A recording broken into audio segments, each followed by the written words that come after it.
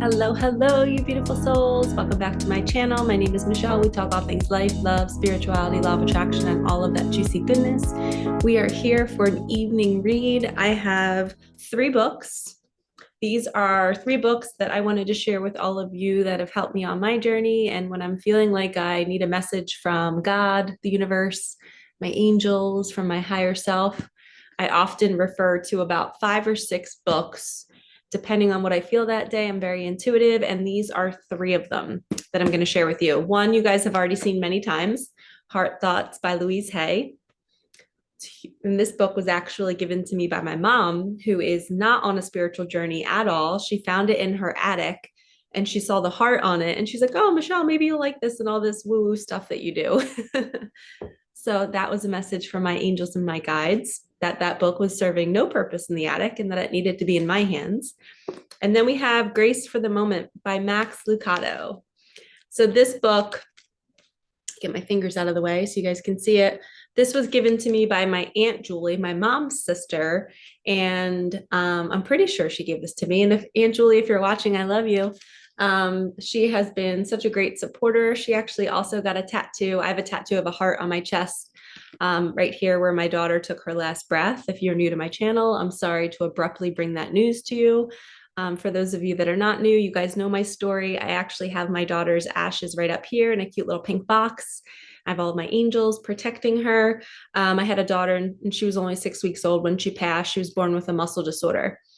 So it was kind of like an upheaval catalyst for my spiritual awakening. But my aunt was super, super supportive. So she also got a tattoo on her chest, and there's angel wings with a heart. And she just has been so supportive on my journey. So this book, I'm pretty sure she gave me this book.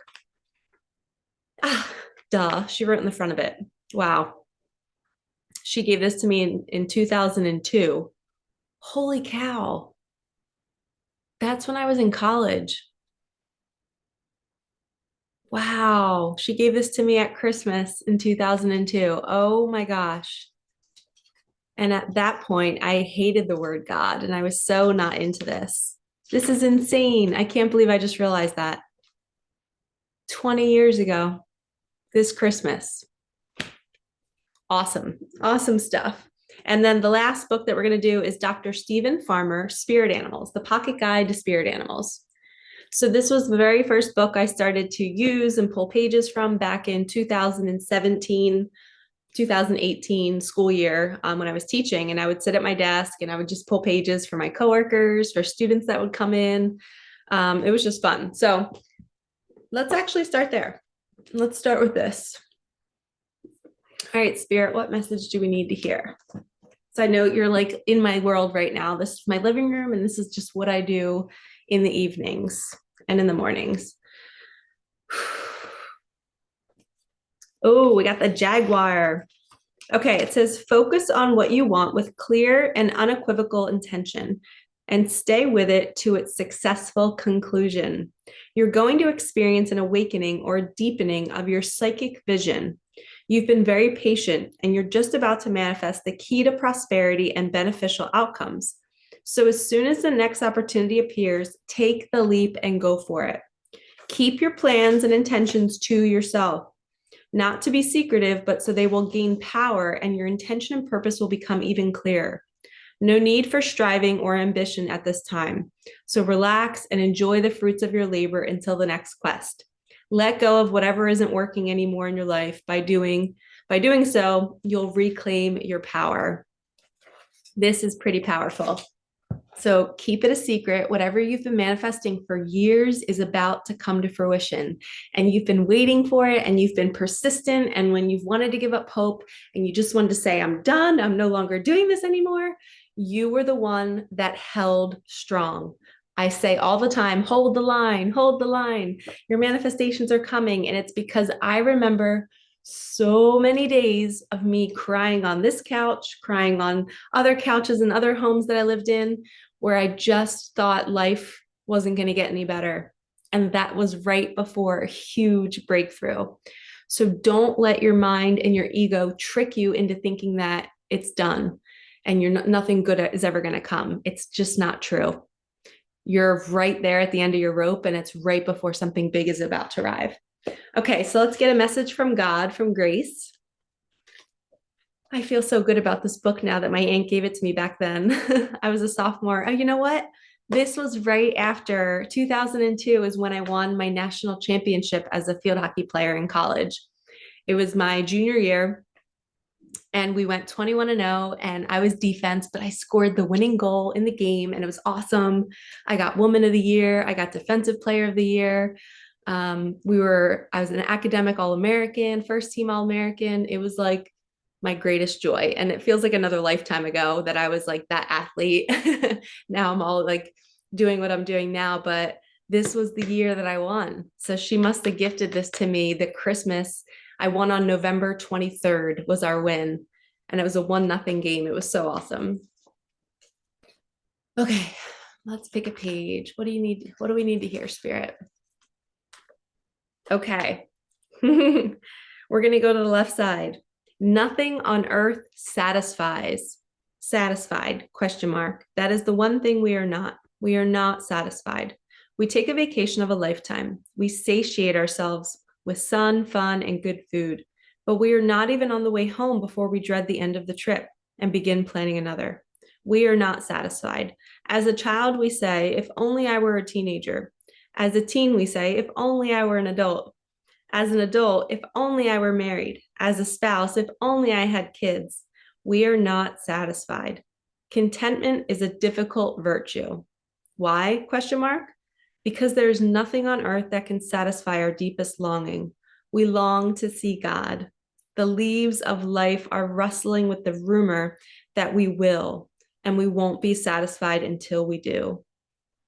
And it's funny.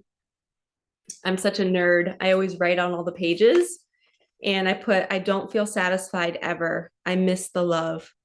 And then the page number is 238, and I always add up numbers, and it added up to 13, which is my daughter's birthday. And I wrote that on August 14th, 2018. So I guess I started reading this in 18 when I had my spiritual awakening. And I have a little sad face saying that nothing satisfies me. And I've gone through many, many times since 2018. And even when my daughter passed, crying and sobbing and being like, am I always going to feel this way? Is it always going to feel like this empty void inside of me? And that's when I was like, early on in my loss, I was like I had dark thoughts. I never planned a suicide attempt, but I always was just wanting the pain to end. I didn't want my life to end, but I wanted the pain, that like yearning for something to end. And then when I spiritually awakened, I was finding joy in the smallest things, like in a leaf, or I found that feeling being satisfied when I'd find a heart on the ground. And I was like, oh my gosh, this whole time I wasn't looking for my daughter. I wasn't looking for food or sex or a partner.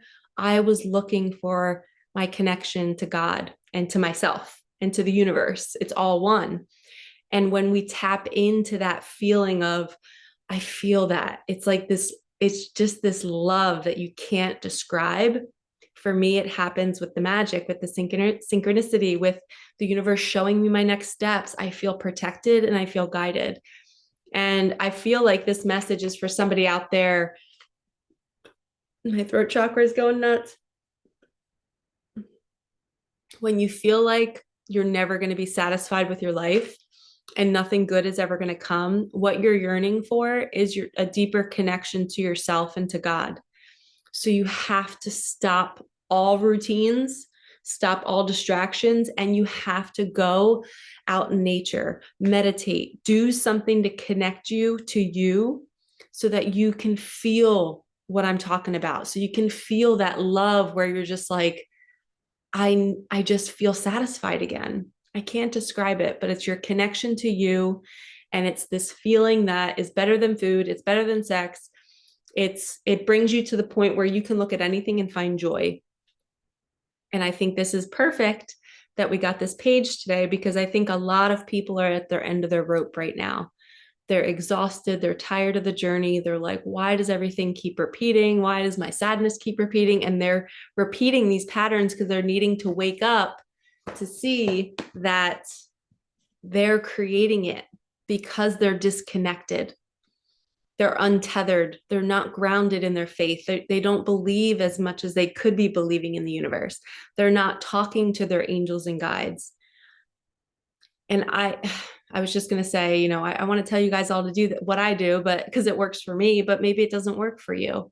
But I'm going to share what I do. I wake up every day and I ask the universe to move me, to show me what magic I need to create today, bring me to who I need to help heal, bring the people that I need for healing, bring the messages, bring the magic. And when I feel like life is hopeless, I know I'm disconnected. And I know not to listen to those thoughts because that's disconnection. And the way we reconnect is maybe going to see a loved one and feeling that physical touch, or going out in nature, or getting a yummy drink, or pulling a page from a book and getting just the message that you need to hear. You have to tether yourself again. Okay? Do not listen to the voice that's telling you you're hopeless and there's no point and you're never going to make enough money and you're never going to have love. They're all lies. That is just your disconnected self talking to you. It's your ego. It's the mind. It wants to disconnect you. It doesn't want you to see that you're connected always to love, to God, to grace, to the divine. So please do not listen to that voice. You are loved and you are safe. And reconnection can happen in a matter of minutes. So if you feel like you don't want to be here anymore and you're tired of the pain and you want it to end, your life could change in 2 minutes. So do not give up. Okay, lovies, do not give up. Okay, final message, heart thoughts. Okay, it says, we do not have to know how to forgive. All we have to do is be willing to forgive. The universe will take care of the how. It says, I forgive all past experiences. When the word forgiving is mentioned, who comes to your mind? Who is the person or what is the experience that you feel you will never forget, never forgive?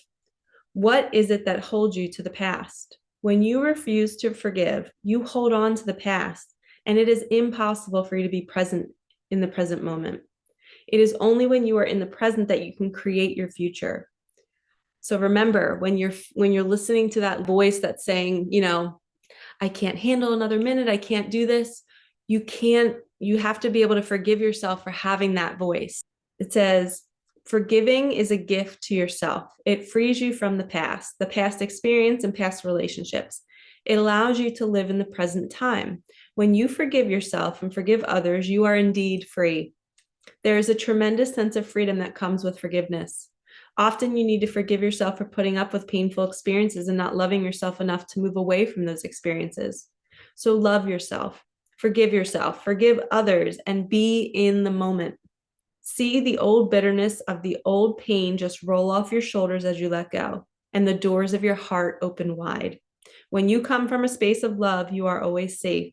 Forgive everyone, forgive yourself, forgive all past experiences. You are free. Freedom comes when you can be compassionate and see why every experience was meant to be. It was here for your growth. You were meant to have those tough experiences to teach you what not to do and to open you up to have compassion for other people who are doing the same things. And then you forgive them because you've done it too. So you can't judge them anymore. So God makes us go through these experiences so that we can end up loving others. That's why I believe we get put through tough situations and we make bad choices. Say we're, doing something with our money that's not right. Or maybe we are, I don't know, using drugs or using alcohol. A lot of times those people end up helping people in the future with what they suffered from. So I believe everything is perfect. And if you can start to forgive yourself and start to create a better reality for yourself and not listen to the voice that's going to tell you that you can't forgive yourself and life is always going to be this way and you're dark and you're dreary and you're just like, what is the point of life? I can't make money. I'm never going to find what I love to do. You will. I am proof. I went through years of trying to figure out what my purpose was, and I was not happy. And but but it was all learning. Like the whole time, like I just had a quick little snapshot of like me leaving my job twice and being at a school that I just didn't really connect with and being like, why am I here? And then hating myself for putting myself in the position to be there. But looking back, I had to be in all those places to learn the lessons that I learned. And they all brought me here to this moment right now. So I know that this moment right now is also taking me somewhere, but I'm not rushing. I don't want you guys to rush your life away. Appreciate where you are, forgive yourself for any past decisions, and know that you're exactly where you're meant to be, doing exactly what you're meant to be doing, and you're going to somehow use it in the future.